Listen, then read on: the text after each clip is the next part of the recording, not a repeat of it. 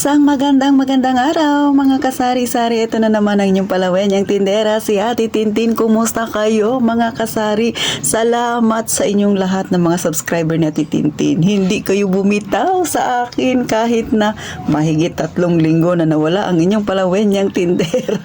Kasi nga mga kasari, nagka-problema sa Ate Tintin sa PIN na ipinadala sa akin ni Google AdSense. So kailangan niya yun yung pinakahuli-huling aking pipindutin para mabuo na talaga yung aking YouTube channel.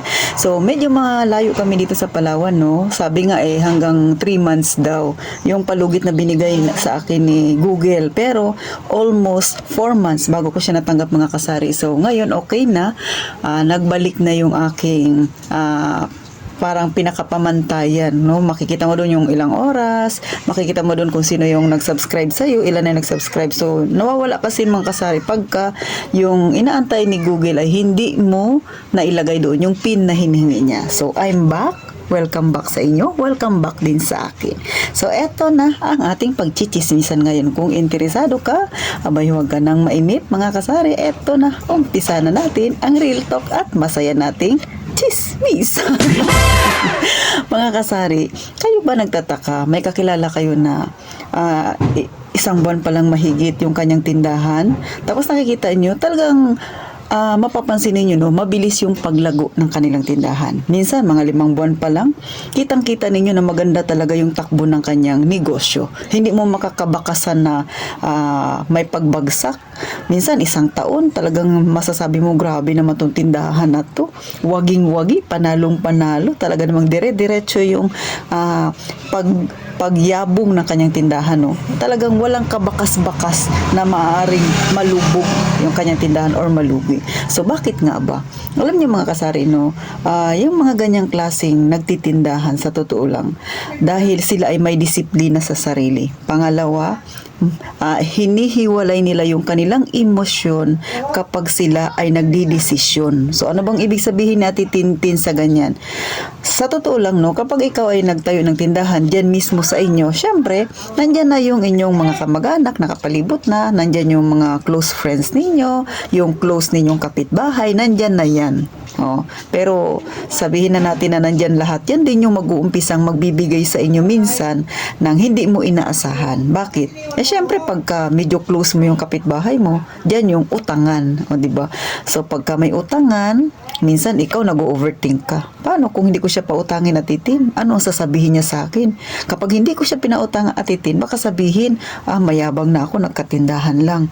Pagkakamag-anak, sasabihin, noon kasi at Titin, walang-wala kami, may pabor din sila sa akin. So, ganun yung iniisip mo. Lagi mong hinahaluan ng emosyon yung pagdidesisyon mo. Which is, hindi ko naman sinasabi na mali, mga kasari. Kaya lang, isipin mo, pagka nagnegosyo ka, nandoon talaga na minsan meron tayong masasaktan.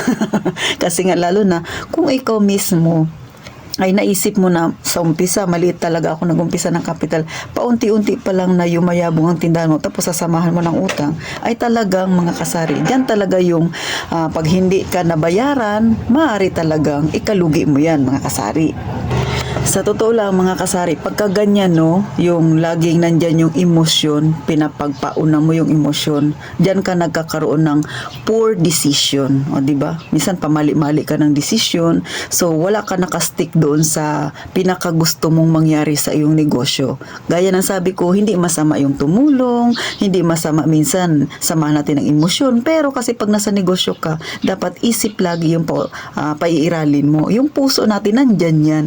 Pero sabi nga nila, hindi sa lahat ng pagkakataon, no? Kasi kaya ka nagnegosyo para may mapuntahan yung tinabi mong pera. Kaya ka nagnegosyo dahil may pangarap ka. So kung panay emosyon, mga kasari, hindi mo hinihiwalay ang emosyon mo sa pagninegosyo, ay darating ang panahon, huwag kang magtaka kung bakit ang mapupuntahan ng iyong negosyo imbis na lumago ay malulugi ka, or mas masamang sabihin, no, talagang lulubog ang isang negosyo. Kaya paalala sa lahat ng mga nag-uumpisa pa lang ng kanilang tindahan, maging matatag sa pagdidesisyon, at yung kalooban ninyo minsan tigasan nyo rin, hindi sa lahat ng pagkakataon maging pusong mamon tayo mga kasari. Ito pasimpleng kwentuhan lang to, kasi marami sa mga naghihirap ang negosyo, no, yung nag-uumpisa pa lang, halimbawa sari-sari store, nag-uumpisa ka sa maliit na kapital, tapos paunti-unti yung mayabong gumaganda ng iyong negosyo, diyan din yan pumupunta yung mga pagsubok na ganyan, diyan nag-uumpisa. Kasi syempre kung may mga kamag-anak ka, nakikita nila medyo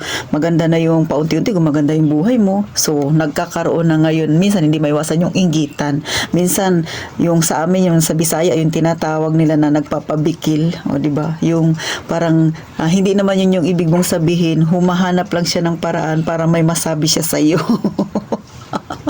So, nasa sa inyo yan mga kasari, no? Kaya titintin, pinapaliwanag ko lang na kung gusto mo ng maayos na negosyo, kung gusto mong maging malago ang negosyo mo, kung gusto mong dumating yung panahon mapalago mo yung tindahan mo, dumami yung mga paninda mo, madagdagan yung mga savings mo, ay dapat ihiwalay mo yung emosyon sa pagnenegosyo. Kung may maitutulong ka, bakit hindi ka tumulong? Ayon sa kakayahan mo. Huwag mong pilitin kung wala kang maitutulong. So, yan lang kasimple mga kasari, no? Kasi yan sa experience ko yan. Kaya siguro yung aking tindahan, no, nasabi ko nga sa inyo, sa mga datihan ko ng followers, no, alam nila, naikukwento ko na yan noon pa kung paano muntik lumubog yung tindahan ko mga kasari. Kasi nga medyo naging pabaya ako.